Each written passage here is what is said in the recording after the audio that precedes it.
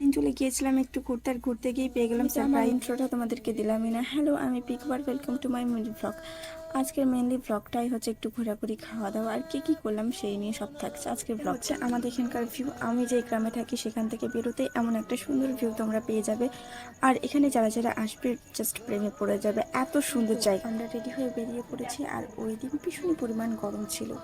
তবে আমাদের টোটো চলে এসেছিল, আর ওই দিন আমি নেলস পরেছিলাম, এই জন্য বারবার হাতটাকে শো অফ করাচ্ছিলাম, কারণ আমার খুবই ভালো লাগছিল। আমি এই ব্লগটা অনেক লেটে আপলোড দিয়েছি। আই হোপ তোমাদের কাছে অনেক ভালো লাগবে।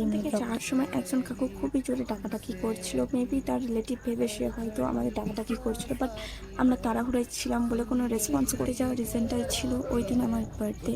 তো আমার নিজের বার্থডে সেলিব্রেট করতে একটু ইচ্ছা করছিল না, সেটাও আমার ব্যক্তিগত কোনো কারণের জন্য। বাট আমার বোনরা বলছিল যে একটু ভালো লাগছে না ঘরে, দিদি একটু ঘুরে আসি। তো তাদের দুজনকেই নিয়ে বেরিয়ে পড়েছিলাম একটু ঘোরাঘুরি। তোমরা এই জায়গাটা আমার কোনো রিলস বা ভিডিওতে তো দেখেইছো, এই জায়গাটা অ্যাকচুয়ালি খুবই সুন্দর। আমাদেরকে আজকে নতুন কারোর সাথে ইন্ট্রো করা, এটা হচ্ছে সাগরদাকে বলছিলাম একটু হাই দাও আমার ব্লগের জন্য। আর সাগরদা ফার্স্টে আমি তাদেরকে এই জায়গায় নিয়ে আসছি, কারণ আমার কাছে এই জায়গাটা খুবই ভালো লাগে, আর আমি জানি যে তারা এই জায়গায় এসে খুবই এনজয় করবে। দেন আমার বোন মায়ের অবস্থা খুবই খারাপ হয়ে গিয়েছিল, আর আমি যেন ভিডিও নিলে তারা পাগুলো নাচানাচি স্টার্ট করে দিয়েছিল।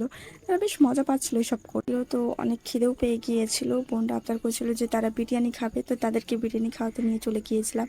আর বাই দ্য ওয়ে আমার বিরিয়ানি তেমন একটা, তারপরেই চলে গিয়েছিলাম চন্দননগর স্ট্যান্ডে। আর তোমরা তোমার এই রিলসগুলো দেখেইছো, আর আমি প্ল্যানিং করেছিলাম যে তাদেরকে এই জায়গাগুলো তারপরতে বলে তারা কেক আনতে চলে গিয়েছিল, এবং সেখানে আমার বার্থডে সেলিব্রেট করে, আমাকে সারপ্রাইজ দেয়।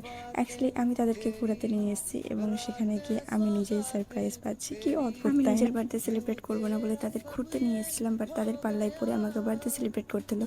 দেন আমরা ওখান থেকে রওনা দিয়ে তারপরেই তাদেরকে নিয়ে চলে গিয়েছিলাম লোকনাথ মন্দিরে। মন্দিরটা অ্যাকচুয়ালি খুবই সুন্দর, আর এত সুন্দর মন্দির তাদেরকে ভিজিট করাবো না এমনটা কি হয়? যাওয়ার পর অনেক রিল্যাক্স ফিল করছিলাম। মন্দির জায়গায় এমন যেখানে গিয়ে অনেক মন্দিরে পৌঁছাতে অলরেডি সন্ধ্যা হয়ে গিয়েছিল, এবং ওখানে গিয়ে দেখি সেই সময় সন্ধ্যা আরতি হচ্ছিল।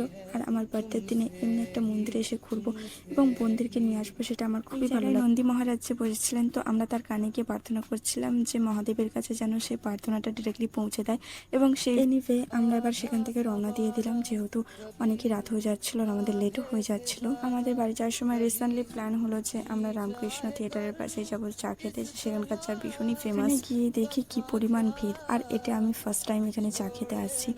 আমাদের এখানকার চা ভীষণই ফেমাস, বাট আমি তাও ওখানে গিয়ে এখনো পর্যন্ত চা খেয়ে ফাইনালি আমাদের চা চলে এলো। এখানে চা টেস্ট করার পর আমার তো স্পেশালি ভীষণই ভালো লেগেছিল। আমার বাড়ির কাছে হওয়া সত্ত্বেও আমি এখনো পর্যন্ত সেখানে যেতে, বার্থডেটা আমি বাইরে সেলিব্রেট করলাম, তো সেই জন্য বাড়ির সবার জন্য আমি এখানে কেক নিয়ে নিয়েছিলাম। আর আই হোপ আজকের এই ব্লগটা তোমাদের সবার ভালো লাগবে। তো দেখা হচ্ছে কোনো নেক্সট ব্লগে। তো still then tata, bye by.